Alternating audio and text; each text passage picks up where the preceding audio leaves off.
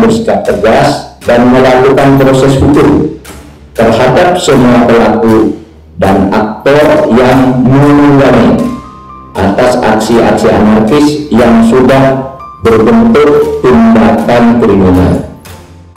Aksi itu terjadi, kita sudah mendapat gambaran apa yang akan terjadi dari intelijen itu. Kita dapat laporan akan terjadi ini, terjadi itu, ada pertemuan si A, si B di sini bilang begini, ini saksinya, ini buktinya, sehingga kita sudah tahu ini akan ada kerusuhan. Sebetulnya pemerintah tahu siapa behind the demo itu. Jadi kita tahu siapa yang menggerakkan, kita tahu siapa sponsornya, kita tahu siapa yang membiayainya. Gitu. Memang ada perusuh-perusuh gitu, itu yang ditangkap, dan kita sudah tahu, sudah mengantisipasi di sebelah sana, dan seterusnya. Oleh sebab itu kemudian banyak yang ditangkap. Jadi kalau tiba-tiba kemarin saya dituduh seperti itu, tidak baik kalau negeri kita makin subur fitnah, hoax, tuduhan-tuduhan. Kita tidak nyebut partainya, oleh sebab itu ketika kemarin Partai Demokrat misalnya dengan merasa disudutkan oleh itu, kalau pemerintah kan tidak mengatakan itu. Pemerintah katakan orang mungkin ya ada orang yang nanti ditangkap itu orang dekat dengan Pak SBY.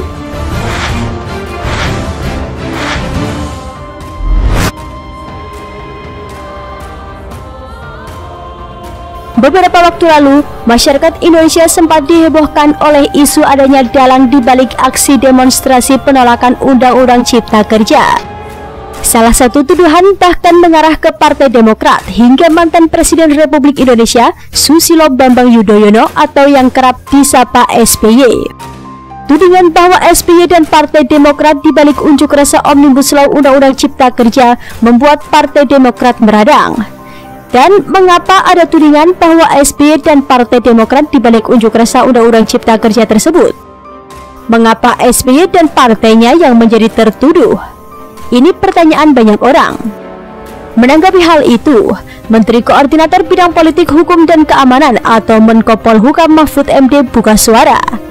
Pernyataannya disampaikan melalui video yang diunggah di kanal YouTube Karni Ilyas Club pada Minggu malam 18 Oktober 2020 kemarin. Partai Demokrat misalnya dengan merasa disudutkan oleh itu, kalau pemerintah kan tidak mengatakan itu.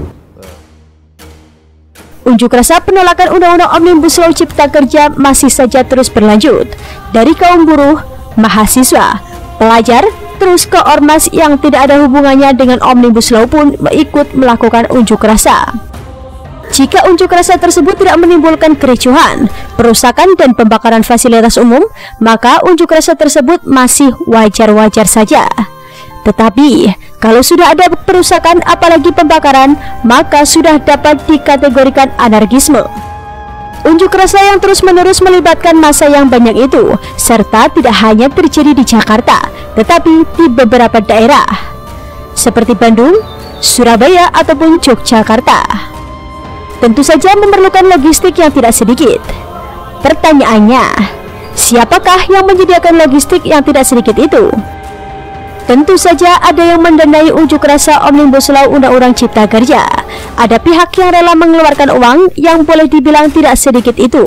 Karena menggerakkan massa yang jumlahnya sampai ribuan, tentu tidak cukup dengan dana yang sedikit. Apalagi unjuk rasa tersebut bukan hanya sekali, tapi terus-menerus dalam beberapa waktu.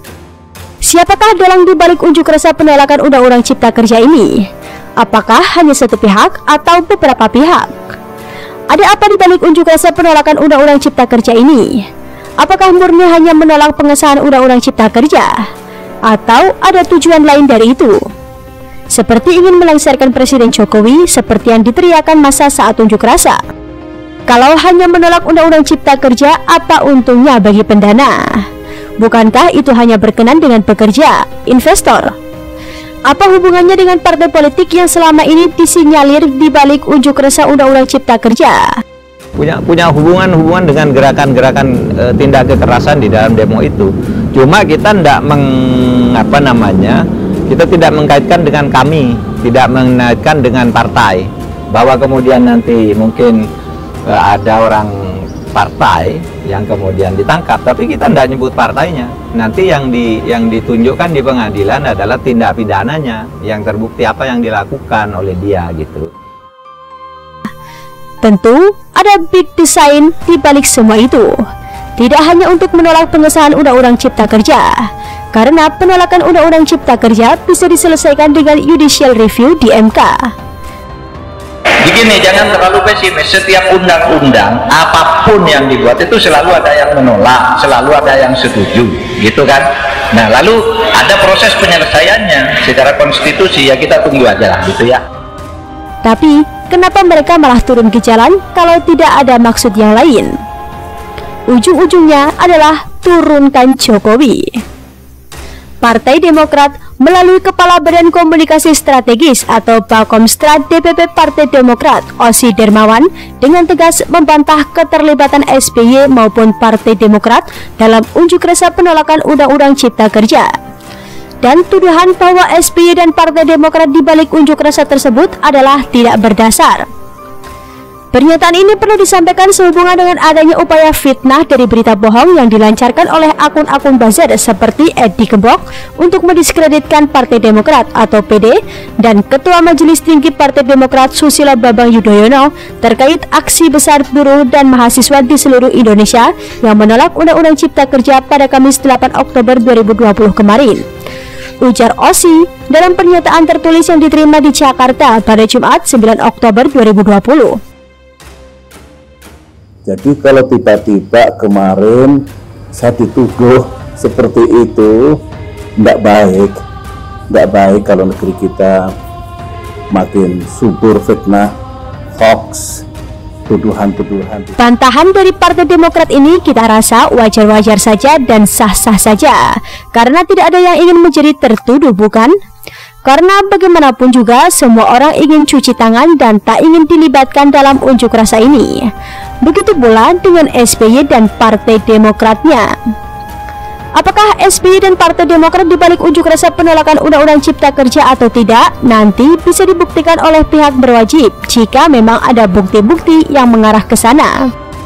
Namun, Mahfud MD mengungkapkan bahwa kemungkinan orang dekat SBY akan ditangkap terkait unjuk rasa Undang-Undang Cipta Kerja ini. Pemerintah katakan orang, mungkin ya, ada orang yang nanti ditangkap, itu orang dekat dengan Pak SBY. Tetapi kita tidak mengatakan tuh disuruh Pak SBY, hanya dekat. Mahfud menegaskan bahwa penangkapan dilakukan karena tindakannya, bukan semata-mata kedekatannya dengan sang mantan presiden. Itu karena orangnya, bukan karena kedekatannya dengan siapa gitu. Karena tindak pidananya yang nanti akan dibuktikan di pengadilan, tegasnya. Mengomentari reaksi SBY serta Partai Demokrat soal tuduhan dalang demo, Mahfud menyebut pemerintah tidak pernah mengklaim kedua pihak tersebut terlibat. Pemerintah kan tidak ikut-ikut bahwa itu Pak SBY yang melakukan. Kalau saya jawab, pemerintah enggak pernah sekalipun mengatakan itu. Coba buktikan, ungkapnya.